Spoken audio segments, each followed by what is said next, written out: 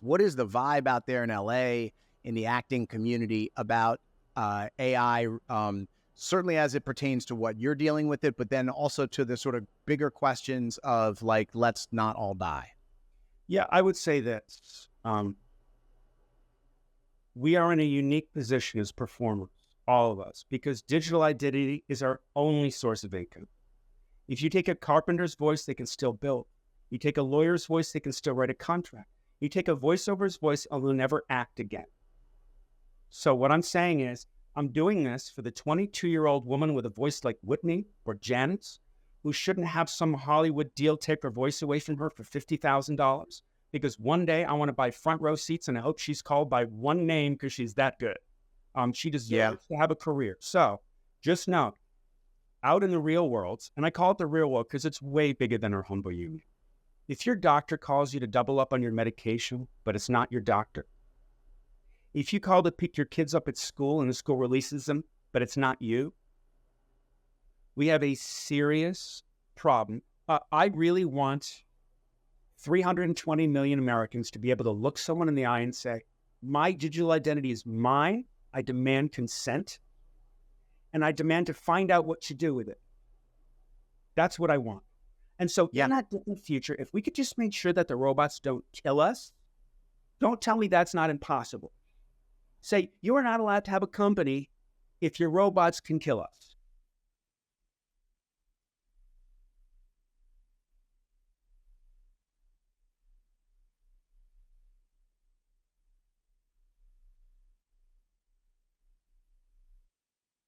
Welcome to For Humanity, an AI Risk podcast, episode number 42, Actors versus AI. I'm John Sherman, your host. Thank you so much for joining me. Things are heating up in California. Nearly a half dozen AI risk-related bills in the state legislature in various stages, and we are reaching the moment of truth.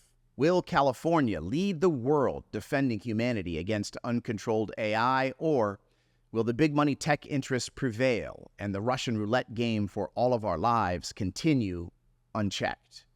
For Humanity is the AI Risk podcast for the general public, no tech background required. This podcast is solely about the threat of human extinction from artificial intelligence. I need you to hit like, share, and subscribe so that this podcast can reach more people. And if you can, donate so we can buy ads on YouTube to spread the word with these For Humanity videos. At the end of the show, I will have a note about how you can donate to have these podcasts promoted in whatever specific country, state, or region that you choose. We just had a very successful experience with that. And also, always, you are welcome to send me an email at forhumanitypodcast@gmail.com. Let me know what is on your mind. Every week, I'm just sitting, working on these shows, and an email from one of you pops in, and it brings me a huge smile, and it really just sustains me as we press on together. So thank you so much for that. We are at a pivotal moment in AI risk history. The AI companies have all told the American people under oath they really want regulation. They say they need regulation. So here comes regulation. No better example than California Senate Bill 1047. AI godfathers Jeffrey Hinton and Yoshua Bengio hail it as vitally necessary minimum regulation. And yet the AI companies and their megabucks lobbyists are going so hard after SB 1047 and the other bills. This is a critical moment in AI risk legislation. If California can lead here, other states will follow. If these bills die in California, AI risk regulation will have sustained a massive blow. One group of prominent Californians has already famously stood up to AI. The Screen Actors Guild shocked me and the world, I feel like, when they successfully used strikes to break the studios and force the studios to do the right thing when it comes to name, image, voice, likeness, and artificial intelligence. Today's interview is with veteran actor Erik Passoja. Erik has been a working actor in LA for more than 25 years, appeared in tons of movies, shows, and video games, including lots of shows in the NCIS franchises and many video games in the Call of Duty franchise. Erik is also very involved in SAG-AFTRA, the union in Los Angeles, union all over the country. He is the co-chair of the LA New Technology Committee for SAG-AFTRA and LA Government Affairs and Public Policy Committee member, and has been very involved in pushing for these AI bills in the California State Legislature. So I believe if you are watching or listening to this podcast, you are in on the ground floor of what will be the largest mass movement in human history, the movement to pause AI. But this movement will not be big if it is monolithic. It will not attract the masses if it is not a true coalition. Different reasons, same goals, that works just fine for me. So Erik has very real, immediate, today concerns with AI as an actor and as a SAG-AFTRA leader. His today job-related concerns are not my biggest personal concern, existential risk, but that is okay. To work together, to form a productive coalition, we can band together people who want the same thing, even if our reasons are different. The 80% of the public that polling shows oppose artificial superintelligence is without question a very diverse majority. Broken into segments, our power is diminished, but united by shared goals, the power of 80% could overwhelm the opposition, and fast. So I want to know about how the actors feel about AI job loss, rights, regulation, and risk. I want to know all about it. So here is my interview with actor Erik Passoja.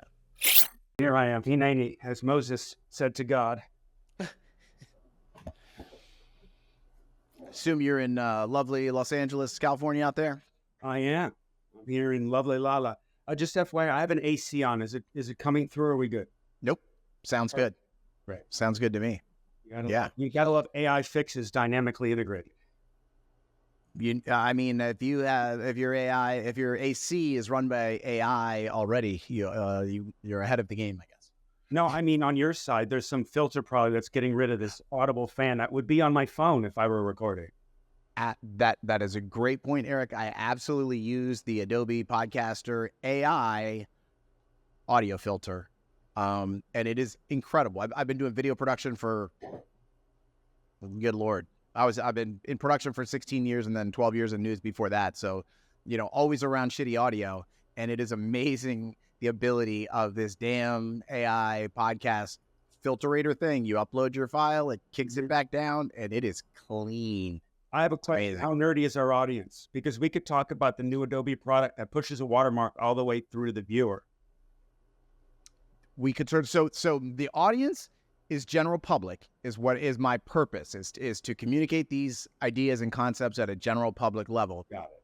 However, after doing this for 41 straight weeks, it's pretty hard to avoid the falling into the nerd holes all the time. So we can get as technical as you want, but I might sometimes try to bring it back out to I like to shoot for like a second or third grade level as my goal. But look, so let me just ask you this, Erik. This show is all about existential risk, and we'll talk about job loss and all these other things that filter into that. But just as a sort of like top line, where are you at sort of personally on AI existential risk? How just so you understand my commitment, please, on behalf of 170,000 SAG-AFTRA members, is to protect, manage, and monetize all of them at the dawn of artificial intelligence. I've been reading Kurzweil ever since around 2000 with the understanding that there's a heaven scenario and there's a hell scenario. And what we should have embedded 20 years ago is ethics before AI. Now we have AI before ethics, because Asimov's first book in 1940 was, first law of robotics is robot must not harm humans or allow humans to come to harm. The first thing we create is autonomous killer drones. So that's where I am on the existential threat of AI. Okay. So you obviously believe it to be an existential threat. You believe that we have chosen the wrong path. We've known of these choices for some time, and we now find ourselves in the moment when we don't sort of know what happens next. Well, I have to tell you, there are some heaven scenarios that can be handled. Are we on? Are we doing this? Yeah. We're doing this. Yeah, we're doing this. We're doing this. Yeah. There are a couple of things. You mentioned to me earlier before we started that you're using an Adobe AI to actually improve sound. Now, for the listeners out here, I have a really loud AC on. And when I'm a performer, when I do an audition, if I have my phone on, you can hear it. Right now, John, you have something where the audience can't hear this, and that's how AI should be used. AI should be used when I've written my paper and gotten all my ideas out to go, I need an outline. I need a cohesive way of taking the 3 weeks of research I did for my final paper and figuring out how to present it. Oh, here's the outline. Great. And then handle it from a way that computers do way better than we do. I have a 45-minute audio transcript if something happens. I can have a computer turn it into a text immediately and summarize it for me. It would have taken me 45 minutes and a heck of a lot of typos. Or an assistant abroad who works for less than a human would hear, which is its own set of problems, and it's its own set of weak or narrow AI that allows them to be hired with a clonk on. So we're not straying far, but some things are getting easier. So as an existential threat, unregulated, yes. As a tool, it's Fire 2.0, baby. Yeah, totally. And so, I assume you're in the same bucket most of us are, which is that are concerned about risk. Is like you're using it in your life. You are trying to create as much efficiency and get the results out of it from these sort of narrow consumer AI things we're messing with right now, but have just concerns down the road. And then obviously, so your role as dealing with the SAG-AFTRA issues and with the actors' concerns regarding likeness, voice, image, all these things is really in the sort of front car of the train here. Like it comes before existential risk. It is a very now problem that you all already tackled to some degree. So maybe just let's go back in time to pre-strike. How's 2014? We started 2014? Sure. Let's start in 2014. What's going on in 2014? Let me tell you a little story. I'm an actor, a professional actor. I'm a 25-year SAG-AFTRA member. I live in LA.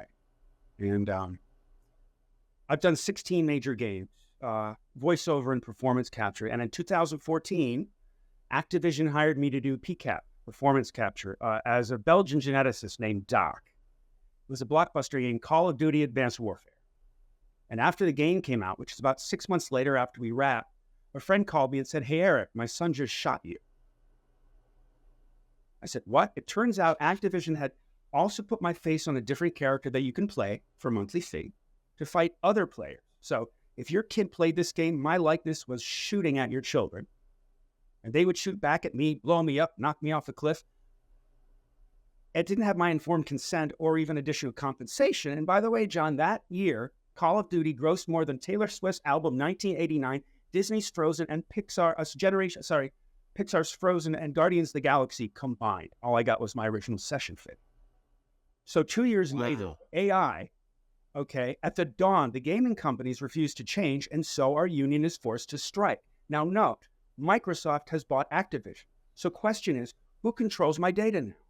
A company that used to make... And you signed the contract you originally signed. The contract you originally signed was for the 1 gig, the 1 game. You go in, you're going to give your voice and your face to it, or just your voice? Did they, was the plan to give your face? Let me just give you the process flow of what it's like for an actor to book something like this.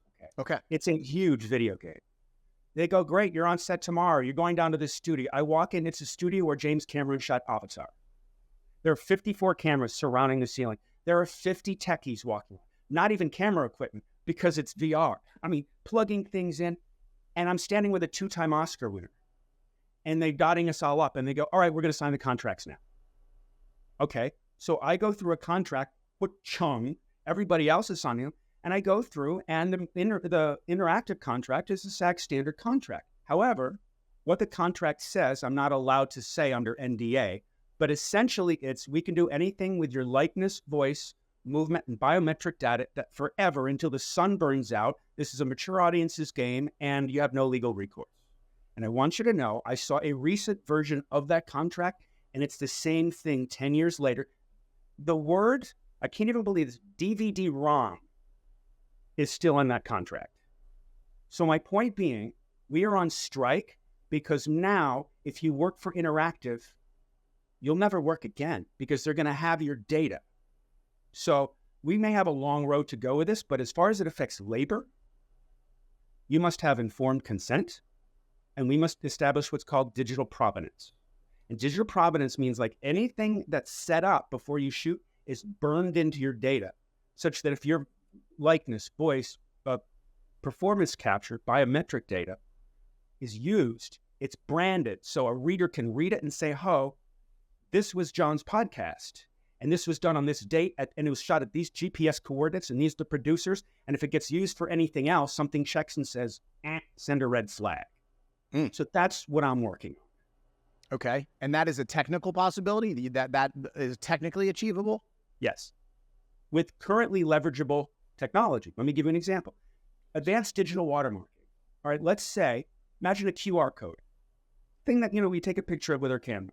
Now imagine a data packet, a tenth that size. It's just not as much data, all right? And that has your name, your SAG-AFTRA ID number, and all that, all in it. That, burned onto a voice file, can be done already. Theatrical standards since 2005 have been on digital watermarking. It's prevented piracy. Not perfectly, but I haven't heard a lot of complaints about Chinese pirates for movies these days. And plus, if you add digital consent and the blockchain, you can lock all that info away. And when you try to play data, check to see if it's authenticated. Now, note. Okay. We'll go to legislation. Shall we go to legislation? All right. Sure. You're going to like this, John. I just got back from Sacramento 2 days ago. Drove back. The SAG-AFTRA Government Affairs and Public Policy Committee, of which I'm proud to be a member, and Sean Astin, whom you probably know as Samwise Gamgee from Lord of the Rings, and Rudy and Goonies, gave a speech on labor and artificial intelligence in front of a House Assembly panel. By the way, there were nurses, the Nurses Association, are having serious issues with patient data. There are people from a warehouse company, I will not name, whose very eye movements and physical movements are being monitored at all times for increased proficiency, and it's causing severe stress among people. I mean, AI is being used by corporations to monitor people, and it's not private knowledge. It was testified in front of, and so the point being, there are some bills in California, there's some bills in Congress, and there's an executive order by President Biden that are all geared toward turning digital identity into the same rights as IP, intellectual property. So if you write something, someone steals it. 1790, those laws were written? With digital identity, those laws are being written. Right now, it's what they call the Wild West. So there's AB 3211. That's a California bill that mandates digital watermarking and provenance standards. There's the No AI Fakes Act in Congress, digital watermarking provenance standards. Executive order has demanded those standards by 120 days, so package them all together. Now there's, I don't know why I know all this stuff. It's nuts. I'm not really disinformed about anything else in my life, but for some reason I feel called for this. There's a digital authenticity and standards bill that makes absolutely sure that that what goes into AI is announced going into AI because of the whole black box idea of what goes on. And then there's another one, 1047, that actually mandates that with a large language model, a frontier-sized language model, you tell us what goes in the sauce. Yeah. Now that is a huge bunch of conversation. The one I don't hear yet is a definition of informed consent for all human beings. Sure. So let's go to the sauce, because I hear you saying that, like, on a sort of going forwards basis, we're going to be able to protect face, voice, all these things.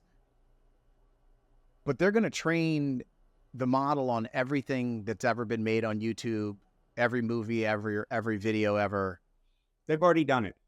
Right. And they've already done it. So how do we, it's like the original sin of AI is the primordial soup didn't belong to them. They stole it from a bunch of people. They put a bunch of crap in a pot, stirred it together, built it up, and did it. And so everybody's rights were unprotected at the outset. How do we address that going forward when it's all baked in. Okay, well, let me actually just add informed consent and what informed consent is. And then we talk about this podcast and what would happen if this were a rogue podcast that were using digital identities illegally, and how one would actually address the conversation. Informed consent means that I know exactly what you're going to do with my likeness, voice, movement, biometric data coming from a human being. You tell me exactly what you're going to do with it. I agree. We shake hands, and then you use it that way. And if you use it any other way, it's either automatically stopped because AI can fight AI, or it's litigated so harshly that no one would ever do it. For example, if you deepfake the president, you should go to jail for treason. No question. Okay, if it's First Amendment rights when you're talking about the president, yes. But if you pretend like someone did on a January 17th robocall in New Hampshire, where President Biden was known to announce that you guys might as well not even show up to the primaries because it doesn't even count until November, that person took 32 days to be caught. With digital provenance, they would have kicked the door down in 10 minutes. And note, this is a huger conversation than us little actors. So sure, and so and this is good, and so you saw Elon Musk posted on Twitter that video of Kamala Harris that was entirely fake. It was like I don't know if you saw it. It was like a 2-minute video where they used 11 Labs or some voice tool to copy her voice, clone her voice, and then read just like her talking about how horrible she is over a video of it. And Elon posted it on Twitter, and so you like that to me. You're saying that's treason, right? I mean, she's the vice president. Well, in this particular case, I would say everyone knows it wasn't real, and Elon Musk made it clear it wasn't real, and there was no mistake. There was no public alarm, no public panic. And it was, hey, look what I can do with my toy. Like, John, I was just thinking, if I had a team with me right now, I could actually have them take this feed from the podcast in your voice and make a deep fake of you doing I'm a little teacup 10 minutes from now and show it to you. I could do that because I have your face already. That's all I need. I don't need to put you in a big machine. I have your voice. I have 15 seconds of your voice. Go to it, people. Anyone. A kid in his living room. And when I say this, I've downloaded a Mac deepfake thing and used 11 Labs. I just for myself, I promise I didn't air it. Robert Downey Jr. to the T in about half an hour from starting to download it to finishing it. Then I deleted it because nobody should ever have that. But I just saw his face. No, I mean, that's, that is obviously a huge thing, obviously being used for all sorts of things. I had it literally happened to my family. I've talked about it on the show once or twice before, but like literally my in-laws got a call from a guy who said they had my son at the hospital. They had his voice. And they were like passing the phone, like, you don't want to talk to him. And basically he was like, don't tell my parents. I need a credit card. I got into a fight. My nose is broken. I'm at the hospital. My parents would be really mad if they knew I got into a fight. So can you just give me your credit card so I can get out of the hospital really quick? And this guy's here helping me. And for 2 days, they didn't call us. They took these calls from these people and like dealt with this whole damn thing. It's terrifying to think what stolen voice can do, and to have a stolen image as well, used for nefarious purposes. You would think that alone might be reason for people to say, like, we should maybe slow down what we're doing, but it doesn't seem to be. Well, it not only does not seem to be, not only is that a terrible thing to hear, but it's happening all the time, especially to our senior members. My father, who is a quantum physicist, he's not a dumb guy, but he's always asking me, I'm like, no, Dad, don't respond to it because it's just not a method of communication. Even in our generation, I mean, I got my first iPhone when my daughter was born. Now she just goes, give me that, Dad, and fixes it for me and hands it back. It's a whole different ball game. And the people who are running those scams, for example, pig butchering scams from Myanmar, that's what they're called, is when, get the text on your phone, hi, and it's a long game where you get the same picture of an Asian woman. It's the same person all the time. And I always play around and I post my chats on Facebook because I just pretend I'm a French guy in the middle of a kitchen. But at the same time, if I stayed with it long enough, they try to get me to buy them some Best Buy cards or something. Yeah. And this is happening all over. And so with digital identity, once they can do that, Yeah. real time, and this isn't me, this is someone else with a different voice from me acting like me, but it's being put on in real time, then Yeah. it's representing me and I'm being violated. Yeah. Yeah. So let me just sort of level set with this, Eric, because I think this is something that you should know about sort of where I'm at with this stuff is like, I believe, based on all of the experts out there, that, you know, we have maybe 5 to 10 years before AI kills us all. If we kills us all, quite literally, if we don't do something about it. And that, you know, we're just going to lose control to a superior intelligence. It will do things to us that we couldn't even imagine. You and I are like two ants talking about what a human could do to us. We have no idea. And so my interest is in slowing this whole damn thing down as soon as possible by any means necessary. And so I see like what you're doing as a very viable means of slowing it down, getting these laws passed. You know, any break is good. And then I have a second interest in your world, which is I believe that the actors and musicians and artists of the world who are most directly imperiled immediately by this thing, who have the public's heart and mind, could become agents of change. And if the actors and musicians would sort of take the lead in this conversation of like, for jobs, we don't know what the hell we're doing. We need to slow down. For existential risk, we don't know what the hell we're doing. We need to slow down, and sort of lead the charge. And so I guess my question is, what is the vibe out there in LA in the acting community about AI, certainly as it pertains to what you're dealing with it, but then also to the sort of bigger questions of like, let's not all die? Yeah, I would say that we are in a unique position as performers, all of us, because digital identity is our only source of income. If you take a carpenter's voice, they can still build. You take a lawyer's voice, they can still write a contract. You take a voiceover's voice, and they'll never act again. So what I'm saying is, I'm doing this for the 22-year-old woman with a voice like Whitney or Janet's, who shouldn't have some Hollywood deal take her voice away from her for $50,000. Because one day I want to buy front row seats, and I hope she's called by one name because she's that good. She deserves to have a career. So just know, out in the real world, and I call it the real world because it's way bigger than our humble unit. If your doctor calls you to double up on your medication, but it's not your doctor. If you call to pick your kids up at school and the school releases them, but it's not you, we have a serious problem that applies to everyone. I believe that digital provenance, for example, will say, if it's segmented for its medical lane, who the doctor is, who the patient is, what time, when the patient checked in, what time it is, when the doctor gives orders, and will authenticate the doctor's voice so that there are no mistakes, but also someone doesn't murder the patient. On the other side, and I don't mean to say it, but there are bad actors out there. The other side of it is an actor. This is what I love about it. If there's digital provenance on it, and someone calls me and says, "Hey, Eric, I want you to we're going to use your voice replica, and we're going to do 2 national network Toyota spots and 150 regional tags, and it's going to be dubbed in 12 different languages, and it's going to be playing on national network television also. We're going to put you as a new voice in the car of the Toyota. They can choose you among the other 5 car voices for the large language model in the car, and we're going to follow SAG-AFTRA contracts. All I have to say is change, ching, ching, change, ching, change, ching, ching. And note, that requires that everybody is just fair, because that's been the deal ever since the 1970s. Right. So you're basically,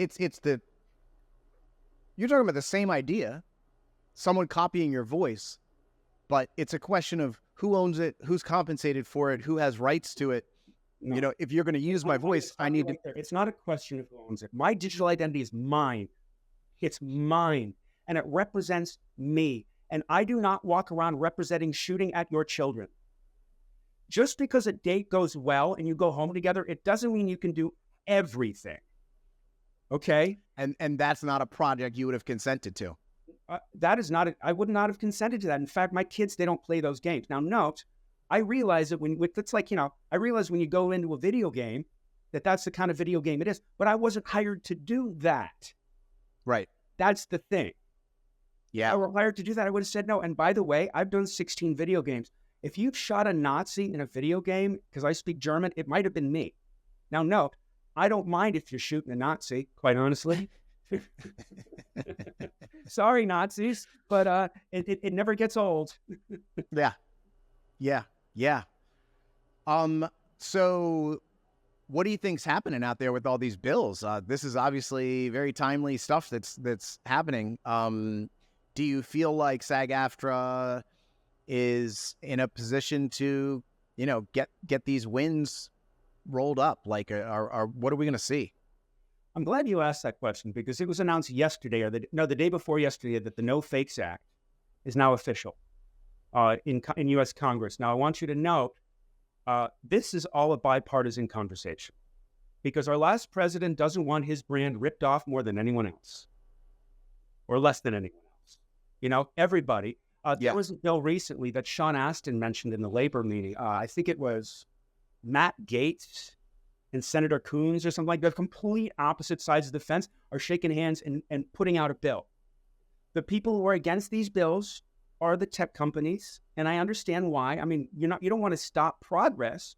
Nobody wants to stop progress, but if you progress to the point in something that's a black box that you don't know what it's thinking, you can't control, at some point it's going to say, Dave, I saw your lips moving in the capsule, Dave. And that's the existential threat that Hollywood has been writing about ever since, before Frankenstein. We Jews had the story of the golem that human created that came and wreaked havoc. Yep.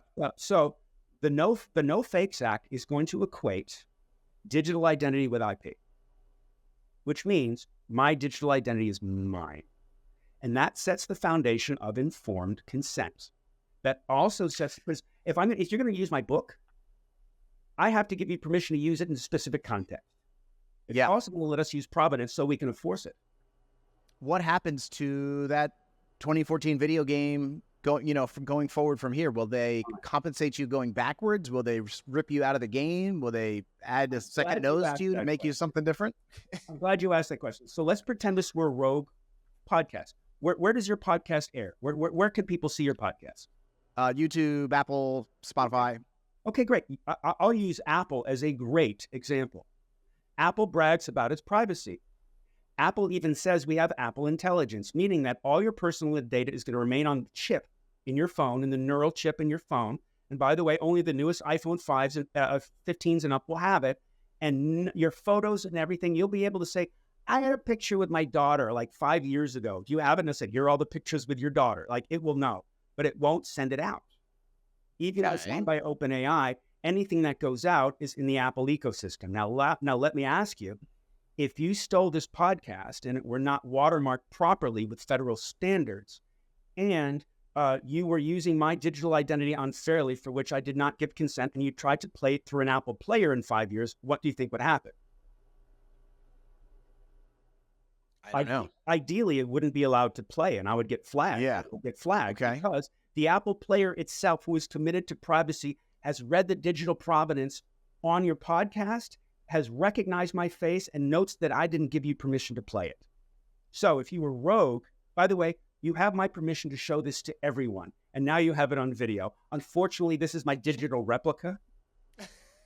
It's really good. It's so good. It's very... You have my permission, but the point being, the ideal situation is that every player, wherever it plays YouTube, Google already has digital fingerprinting. And digital fingerprinting is like when you use Shazam and, you listen to a song, you won't be able to detect if it's a live song because it follows every single, every cycle, it listens to it and it matches that exact song on the internet. YouTube also does that with IP, with movies and stuff, songs. It will detect a song that was produced and it will not let you upload it.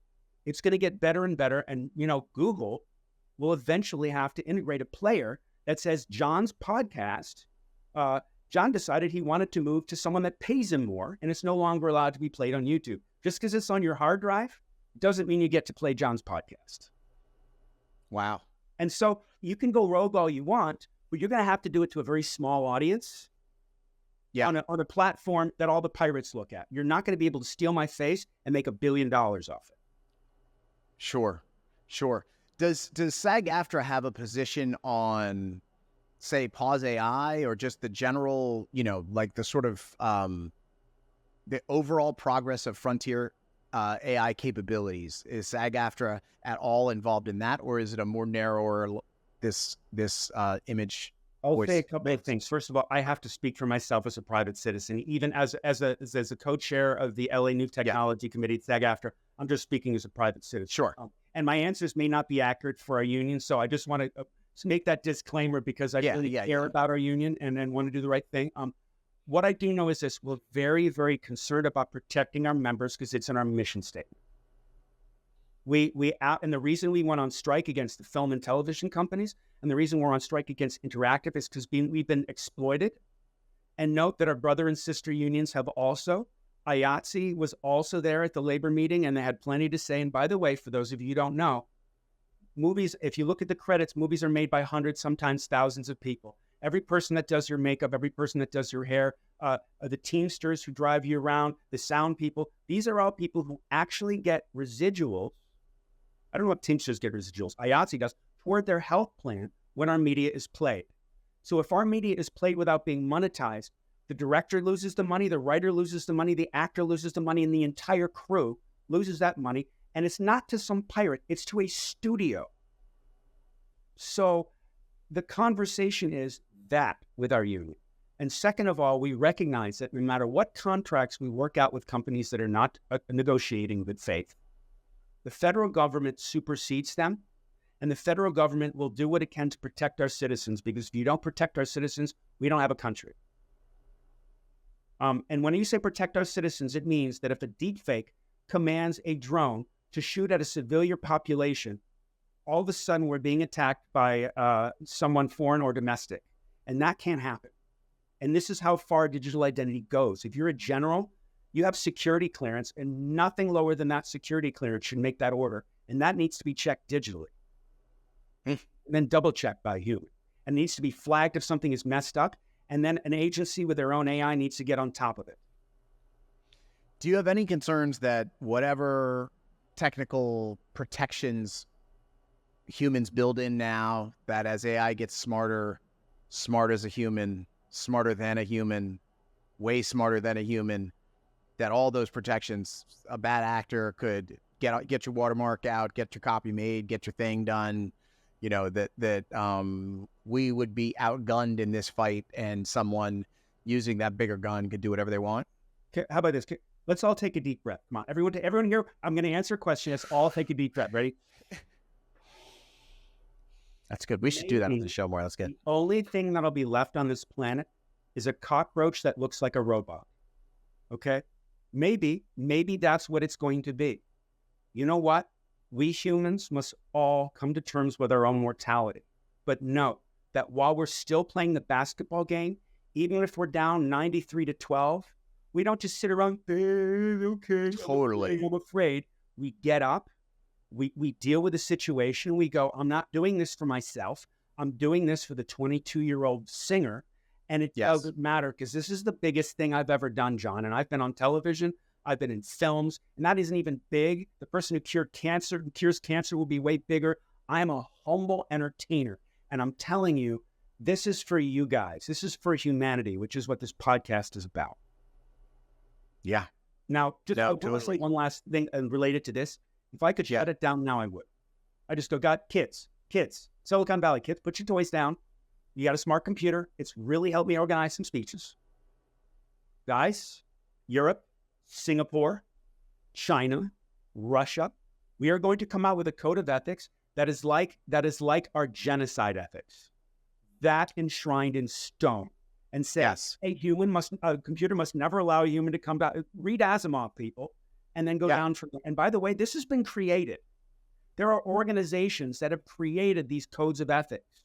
Why am I not seeing this at the UN?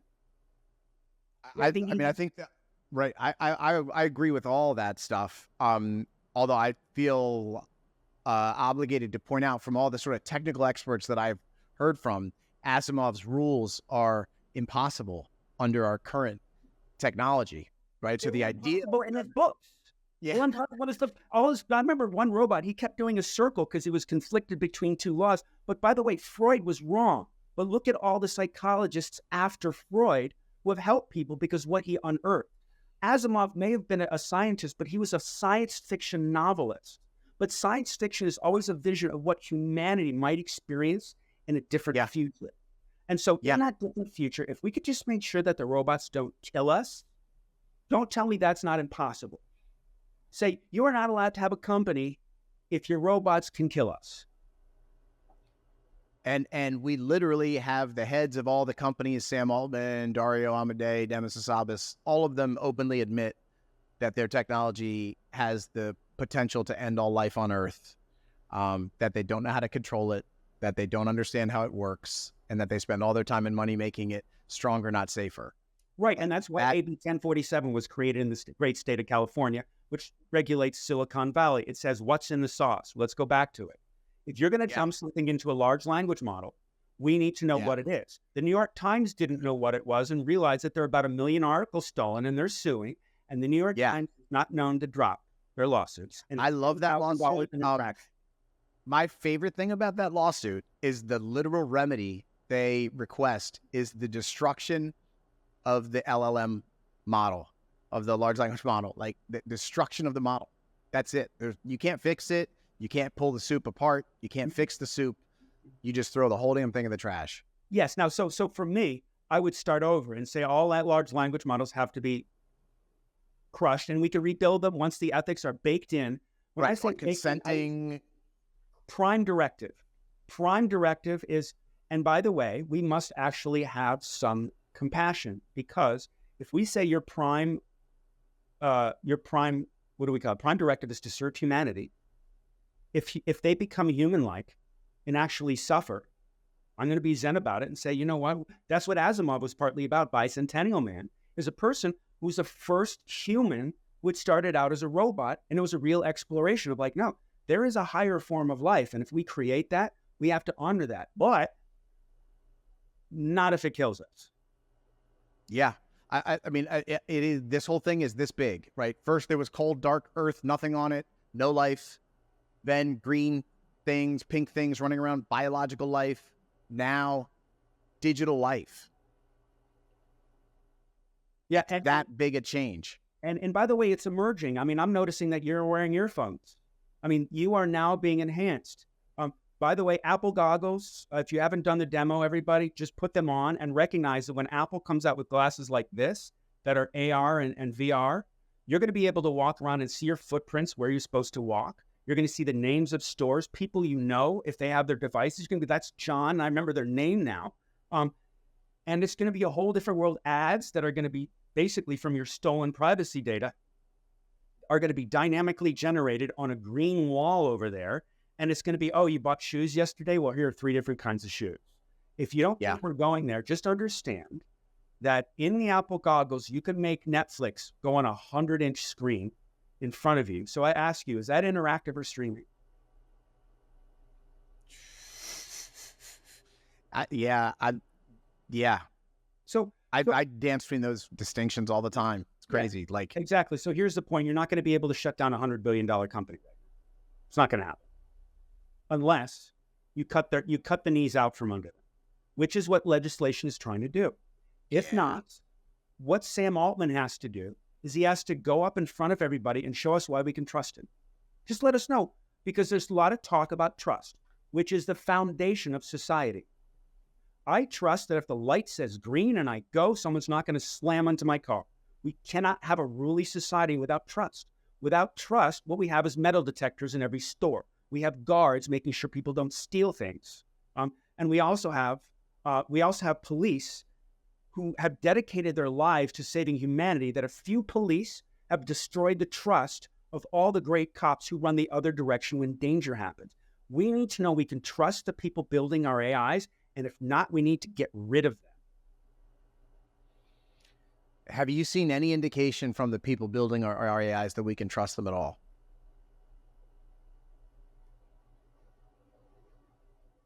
I have seen the indication of people who are trying to be trustworthy. Let me give you one, Tim Cook. For all the business that they do, He's like, guys, this is the privacy ecosystem. We don't care. I remember a few years ago, they challenged the FBI to hack a phone. Now, it took 2 days, but the FBI did it. But the fact that Apple was brazen enough is that Apple actually believed in its security. Now, they were misinformed, because if the FBI can do it, someone else can do it. I will say that. Oh, yeah. Yeah, John, we have a choice. You're going to have to hear me on this, and I hope your listeners hear this. There was a book written a few years ago called Guns, Germs, and Steel. And it essentially told us that when the white person came to America, what made this society so dominant was the fact that we had smallpox, we had guns, and we had the harder metal than they could create here. And we had this terrible attitude, and we were able to actually decimate the entire population. Now, the person with the biggest AI will win. Okay, let me just say that now. It's either going to be the United States, China, or Russia. We have 3 choices, and maybe the Middle East. Maybe. They're working. Iran is definitely working on it. So, while North Korea is also working on it, but I really think it's going to be these 3. Who would you rather have on top? Well, ostensibly, a representative democracy over China or Russia. But you go to the other side of it. If I give you provenance information, they can track everything we do. Everything. I can say John was here and there and there and there at that time, and I can have a computer track all the way from the time you left to the time you get home, and it's been 3 months because you took a trip across. I can have that data for myself in 30 seconds. We have to prevent that too. But at least it ain't China. So I am of the belief that it doesn't really matter which country gets it first. And by it, I mean artificial general intelligence, like an AGI system that is smarter than a human and capable of self-improvement and replication. If that is created, it very rapidly, if not immediately, grows in intelligence in orders of magnitude beyond humans, and it does not care at all who made it. If it's made in China, if it's made in America, if it's made in Russia, that AGI model doesn't care at all who is mommy and who is daddy. It's its own thing. Yes, and let me just give you a counterpoint to that, because I really do hear you. This is from a performer's perspective.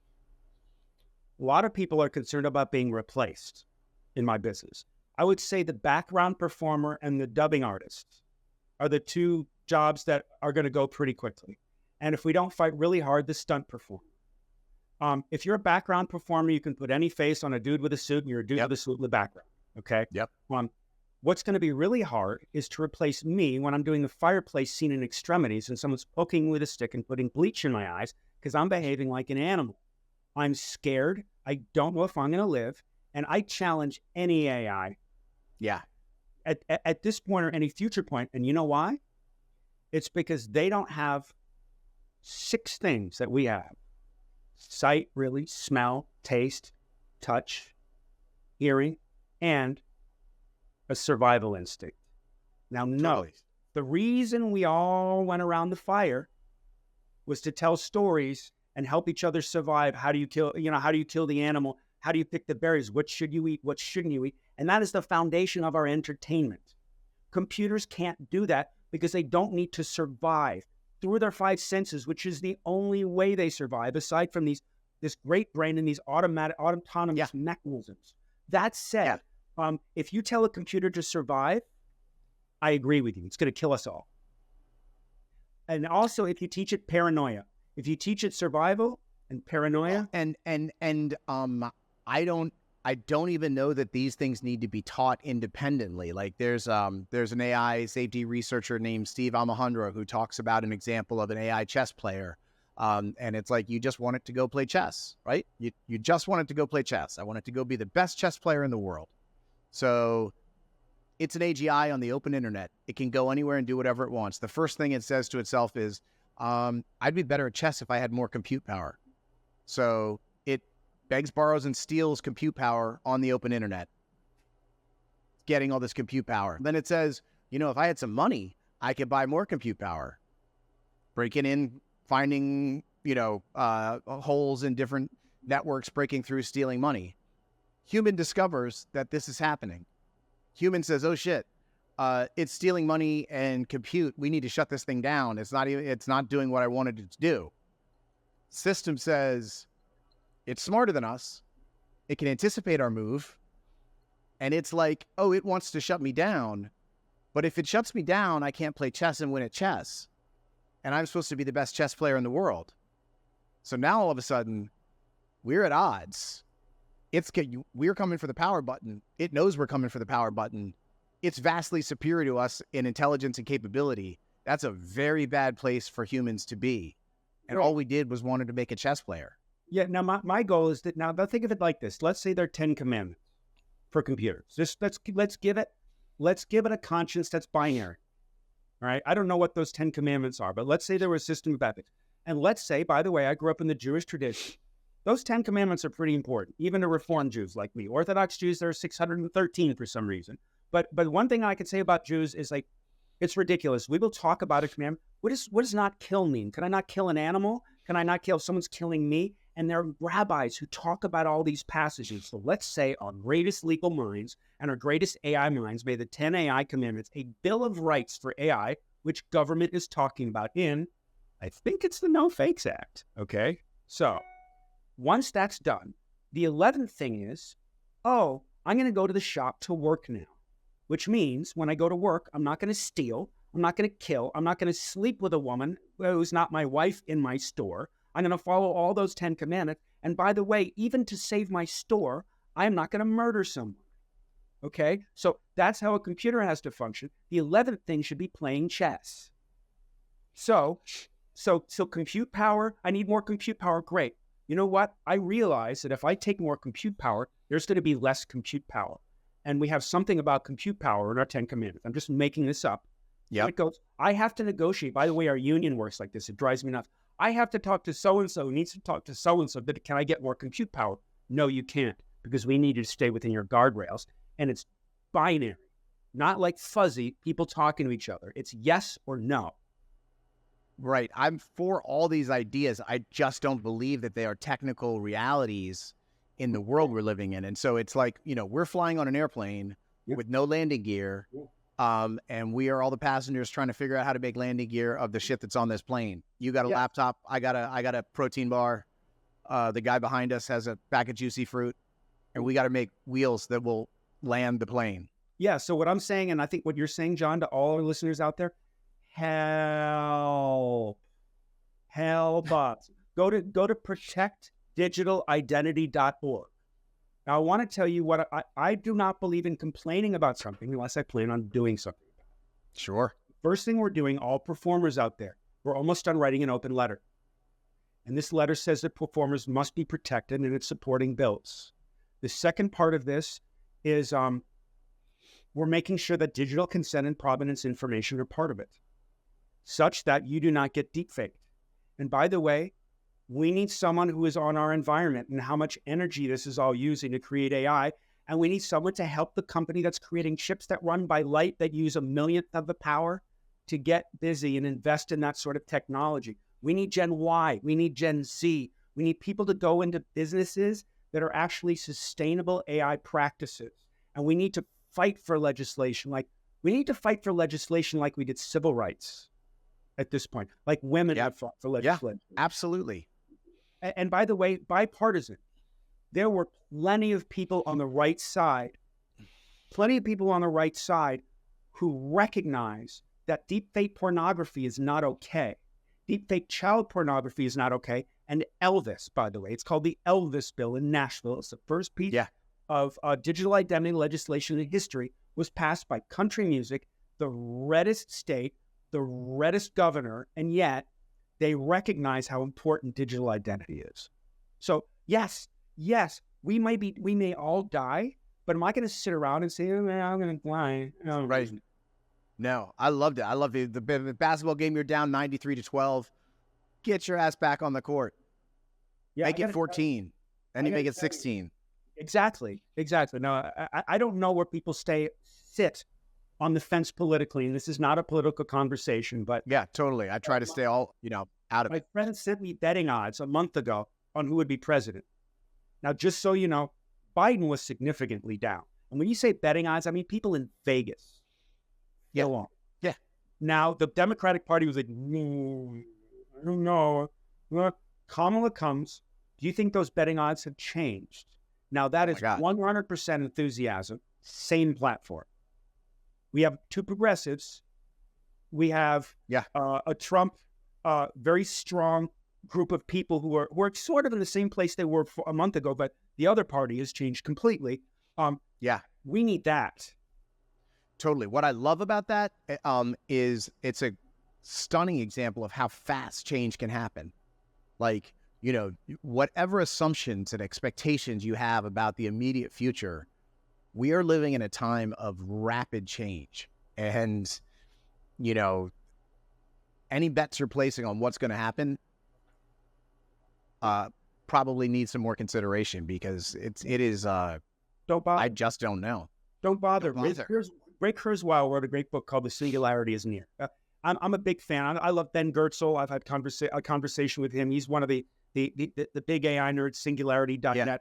But Ray Kurzweil wrote 4 books, actually, that have really influenced me. One calls The Age of Spiritual Machines. One is The Singularity is Near. And I'm just going to plug his book. It just came out. The Singularity is Nearer. Now, if you don't know who he is, he's the guy that actually invented the synthesizer for Stevie Wonder. In fact, if you go to a gig, I didn't know that. That's so cool. On the back of some keyboards. So that's right. That's amazing. I had no idea. Yeah, he was on some game show in the 1950s. Maybe even Ed Sullivan, as having created a computer that composes music. So like, that's incredible. But the whole idea is this the left side of your screen? This is the left side of your screen, right? If you look at the graph of technology from like the beginning of time, it's kind of like not a very high slope, right?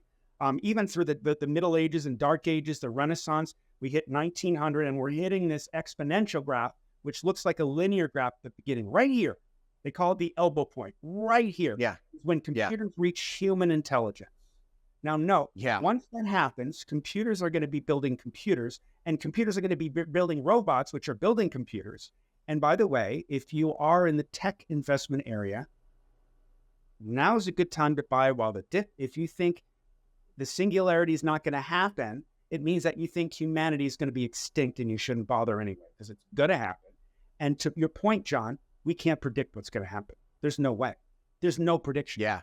What we can do is be what I call the burr on the dog of AI, which means dog is going through the forest, you put a burr on that dog, that's AI. The dog will leave that forest with your burr on it, which means that we performers have planted our digital watermark seeds on AI that's going crazy, and it's raining money. And that goes for all people. Your digital rights have to be on that dog, or what's going to happen is exactly what we talked about that game Activision. It's not digitally watermarked. They can make anything out of my 10-year younger self, all they want, and there's nothing I can do about it. I'm done. This is really like a corporations versus the people situation, right? Like you're saying that if like all of this marking is done and all of the media is marked so that the people that created it are compensated fairly for it on its 1 billionth play, that there will be this gold rush of income for people who have been making this stuff and are now getting the proper attribution and compensation. And if that didn't happen, all that money goes straight to the corporations. Well, yeah. And all that, and it very quickly. I mean, right now, I was sitting with a union labor lobbyist in Sacramento, and not just the entertainment union. Everybody is suffering. All of the unions. Now, by the way, if you don't support unions, I get it. You say the job market is going up, or the stock market is going up. I got to tell you, there are a lot of people without work, and there are a lot of people whose jobs are no longer going to be around. So I would like to actually address one last area, John, that I think is really important. We need to consider. And I want everyone to really hear this. Nothing works. We have to work it. Democracy doesn't work. We have to work it. Capitalism doesn't work. We have to work it. Religion doesn't work. I've seen plenty of religious people who are not good people. I've seen plenty of good people who are not religious people because they work being good. I've seen, by the way, martial arts doesn't work. If you get your black belt in 2 years and you're fighting against, and you show up 3 days a week because you basically bought your black belt, and you're fighting against someone who's all else being equal, it took them 7 years and they're training 6 days a week with a good instructor, and you're the same level belt, who's going to win that fight? The person who worked it. So we have to work something that is very challenging to work, which is security. Security has to come in 3 areas. You need to secure advice, you need to detect an intrusion, and then you need to cordon off an intrusion. Detect, cordon off, once you have a device that's safe. And it's going to be incumbent upon our government to physically secure devices like our financial system, cordon off anybody who's broken in. And by the way, that includes digital watermarking too. If I record you, it should be secure on my device. It has to be secure on my device. The only way to do that is with the word paranoia. We have to be paranoid. Just like it happened to me the other day, I drove to Sacramento and they froze my credit card. Why'd they freeze my credit card? Because banks are liable if someone steals my credit card and drives to Sacramento. So I had to call my bank back and say, hey guys, I'm fine using my card. So let's use our banking system and our government system to really address security issues. And this comes from my former mentor, Shalom Rosen, who created electronic money for Citibank. I just wanted to share that with you. That concept has to be worked. Do you feel like the government is at all prepared for this? Or, when you interact with government, you've probably been doing stuff with these bills. Give me a rating 1 to 10, 10 being the highest, 1 being the lowest, of the preparedness of the government entities you've personally interfaced with. Okay, I'm going to give you an example, John. This is a funny example. 2000, I played Charles Manson in an ABC movie about the Beach Boys. Full on Charlie Manson. I'll send you everything about that's wonderful. That's a great. Yeah. Maybe you can show it to the viewers later on. I'll send you a copy of the picture. Perfect. Now, note, it took me 3 months to prepare for this role. It was before the internet was big, so I was in Los Angeles where it happened.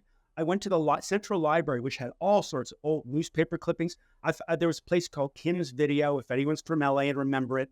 It went the way of the dodo bird, I think, but it had an old documentary of the Manson family. And I studied and studied and studied, and I put it on. And when I walked on set, I made people call me Charlie. I was doing the work. Now, how much was I Charles Manson? Not at all. But I had a real concept of it. I didn't know what it was like to live on the Spawn Ranch and dive into dumpsters to get my food and whore my women out in order to get favors with people and all that. But I understood it. The people who are in power are not like Charlie Manson, but in terms of their role, the role they're playing. I'm sorry, legislators, I didn't mean to compare you to Charles Manson. It just came to me. But they have the ability to have the conversations with people, get into the role of a legislator who cares a lot about labor or cares a lot about artificial intelligence. Like Adam Schiff is a great example of that. Ted Lieu. Those people really are able to wear them. President Biden had Elizabeth Kelly, by the way. I got to meet her at the Consumer Electronics Show, and her team also connected with the AFL-CIO, which supports labor, to write the executive order on artificial intelligence. So one of the things a good leader does is they surround themselves with important people, and when it's time to roll up their sleeves and write the legislation, a lot of them are lawyers, are like, all right, let's go look at this. I've had the conversations, and this is where we're coming from. I don't know any people who are Silicon Valley entrepreneurs who went into labor legislation. Certainly not the people who work for example, warehousing companies or information companies. Sure. So there are a lot of different groups that are opposed to AI for their own reasons, right? You guys are a great group, the actors and concerns around these. I'm actually going to interrupt you there. I'm not opposed to AI. Yeah. I'm not opposed to AI. Just like, by the way, I'm not opposed to guns. It just we need control. Yes. I am opposed to AGI. I'm not opposed to AI, and I would support AGI if it could be mathematically proven safe before it were born. Well, I agree with you. Yeah.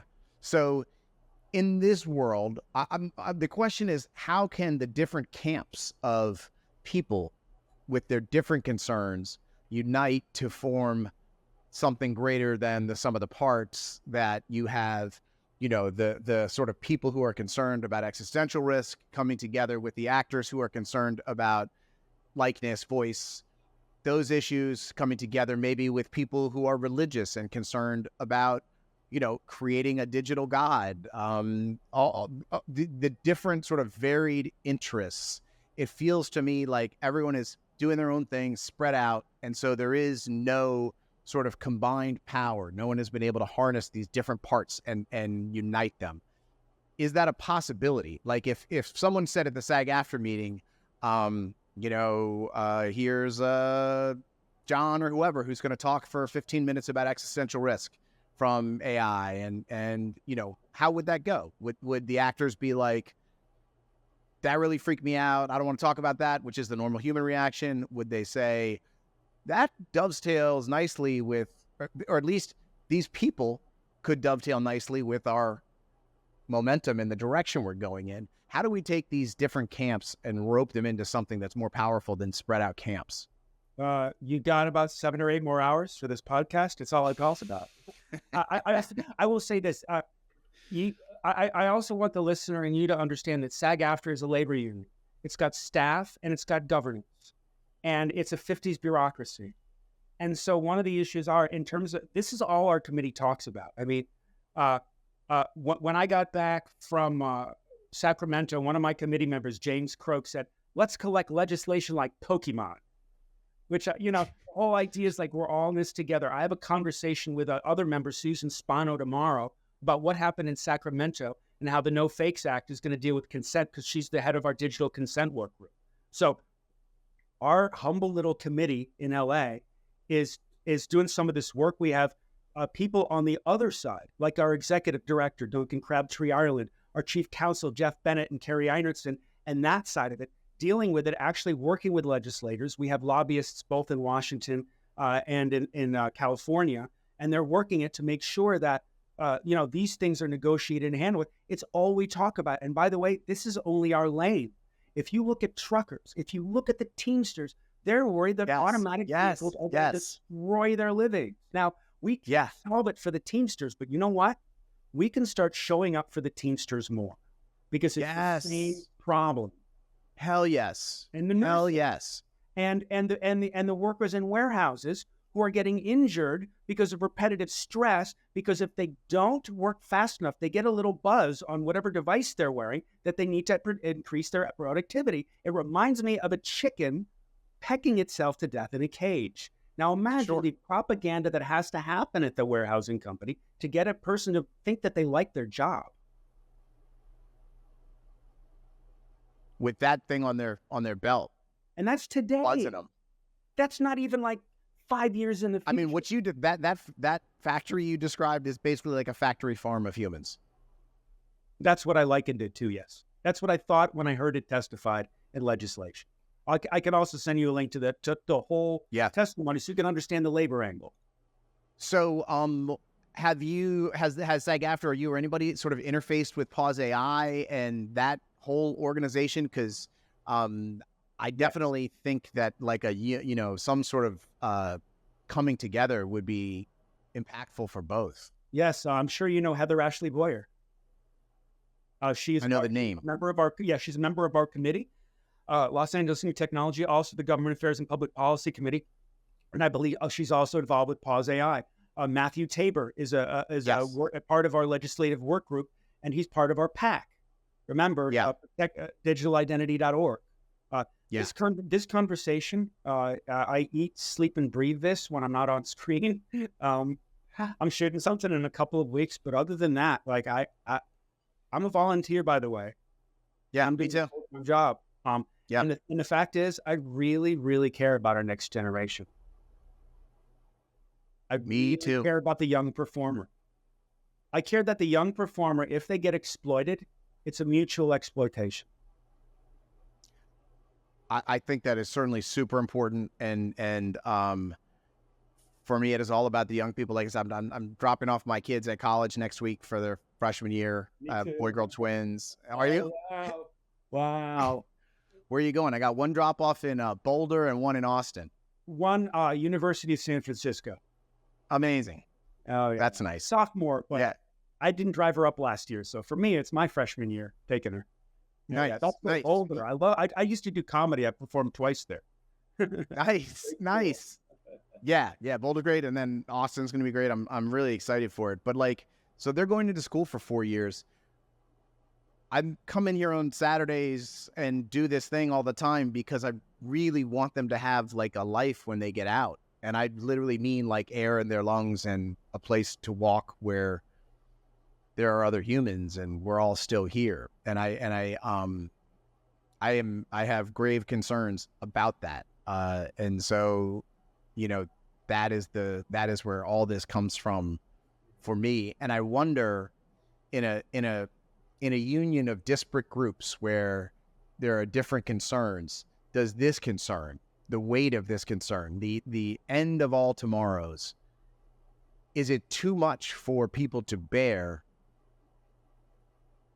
in this conversation? Like, are there people that would say, I'm in it to protect the voice, but that's a bridge too far. I can't go that far. I just want to stay in my zone. Well, yeah, look, one of the things I've recognized is there are a lot of ways to serve. One of the ways to serve, if you're a religious person or a spiritual person, that knowing that it's not about you, is the recognition after you sit down and you close your eyes and you look at your third eye for a while, that you are not going to be here forever.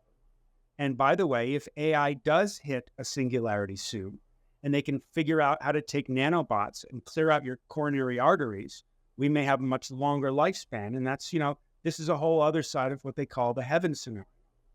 My goal is to express to everyone is that if we're all going to pass at some time, people are afraid of death at some point. You just come to the realization. I mean, someone sideswiped me the other day, didn't damage the car too much, but it could have been, it could have just been that, yep. Right? Yep. And so the acceptance of that, so saying the world buying out, well, that's going to happen too. And Elon Musk is trying to get us to Mars. And just know, guys, I hate to tell you this, I think it's a noble endeavor. It must be done. A lot of people are going to die. It's going to happen. It's not a hospitable place. There are going to be some heroes, major heroes, who are going to be like the pioneers who went out west, that are going to lose their lives. They might be enshrined on Mars. They might be enshrined a certain distance from Earth and just say, this is the radius from Earth. Well, where this person got bombarded by radiation, they're a hero. But just know, like, we go on and we continue, and it's not about us. And just like, what can I hand off? What can I hand off? That's it. And by the way, people ask me this question: would you sell this idea for $1 billion? Think about that. If someone offered me $1 billion to say, "Here, we'll take it over," my question would be, well, what are you going to do with it? Because the whole purpose. And the idea. Say again. What is the idea? The what am I getting for $1 billion? Yeah, no. The thing is, what are you going to do with it? In other words, are you going to protect the 22-year-old performer whose voice is like Janis and Whitney? Because quite honestly, if that military order takes out a village that wasn't that person, because I gave up the company and sold it to someone else for $1 billion, that blood is on my hands. So okay. It has to be about that. And if I die trying, can you put on my gravestone before I become vapor? He died trying. I love that. All right, Erik, I always like to end on something hopeful. We're going in definitely a hopeful direction. Tell me, what is it as you look at the landscape of what is to come? What gives you the most hope? I really want 320 million Americans to be able to look someone in the eye and say, my digital identity is mine. I demand consent. And I demand to find out what you do with it. That's what I want. And then I want everybody in Europe and Asia and Africa and on the station in Antarctica to know that the machines that are working for us are in a harmonious balance that perpetuates life on this planet. And in order to do that, my little lane is digital identity. I appreciate that. I appreciate all the work you're putting in. I'm really, like I said, if there were like 5 top actors overnight that came out and went on talk shows and started talking about AI risk and AI job loss and all this stuff, I really think the conversation could change quickly. Like, I mean, if Taylor Swift came out and wrote a song about AI is bad, I think you'd move 40% of the population overnight. Well, then, John, I just want to be clear. ProtectDigitalIdentity.org. That's what we're doing. I want you to know Tom Hanks has been deepfaked. Taylor Swift has been deepfaked. ScoJo has been deepfaked. Stephen Fry has been deepfaked. Mr. Beast has been deepfaked. Kelly Carlin's father, George Carlin, was deepfaked, and Kelly Carlin won a lawsuit. There's Sarah Silverman. There are a lot of people that we are working to get to do this exact thing and to also donate to our cause. We're raising $7 million for a lobbying group in Sacramento and Washington with a full budget and social media campaign to get celebrities. And by the way, I would love some of those nurses to speak. I would love some of those warehouse workers to speak and say, this is what happened. I'd love somebody who actually gave away $100,000 to someone to protect their daughter that they didn't realize was just at their friend's house and got ripped off. I'd love those people to testify. Yeah.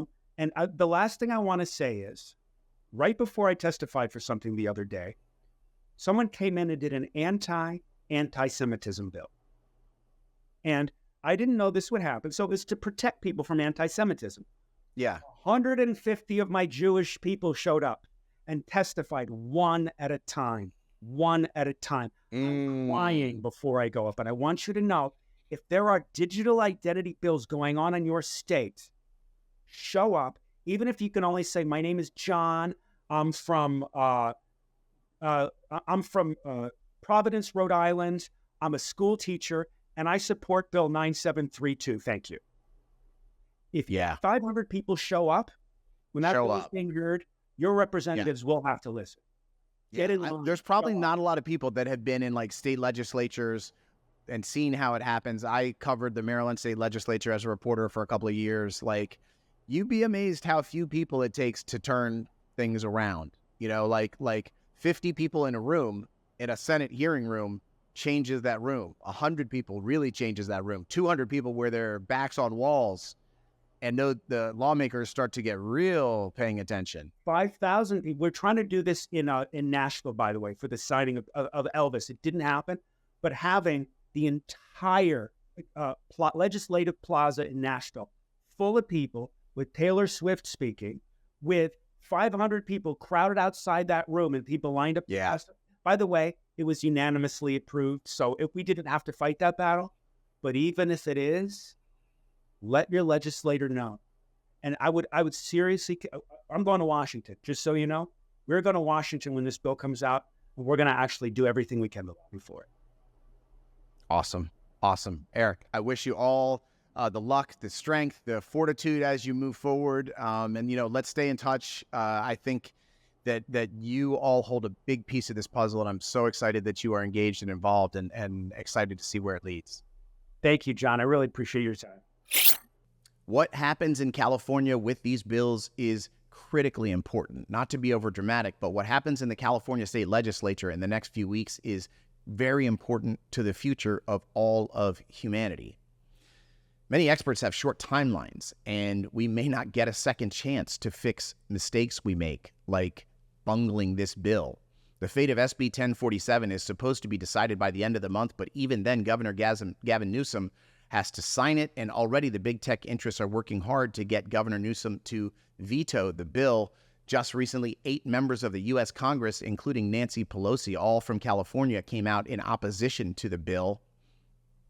If you live in California, please reach out to all of your lawmakers, state and federal, and let them know that you are a constituent who supports SB 1047 and all common sense AI safety regulation. Okay, 2 quick things.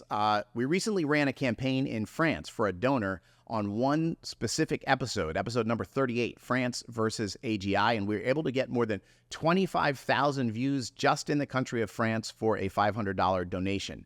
That campaign boosted the total views on that video to more than 58,000 views worldwide, 1,000 watch hours, and more than 200 new subscribers coming just from that one ad campaign in France and that one video. So if you'd like to raise AI risk awareness in your country, your region, your state, your city. We can customize an ad campaign on YouTube and target only that area with any episode that you choose. So just email me at forhumanitypodcast@gmail.com if you're interested for more information on how we can do a targeted campaign geographically. Second, I want to point you to a new resource for quick answers to AI risk questions people may have for you as you join me in working to wake the world up to AI existential risk. The great people of Pause AI have added a new page to the website. There's a link in the show notes with very basic counter-arguments to disagreements to AI safety measures. It's a great resource.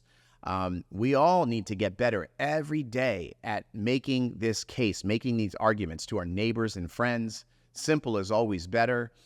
So this page on the website is a great place to start and come back to as you keep having these difficult, critically necessary conversations about AI risk with people you know.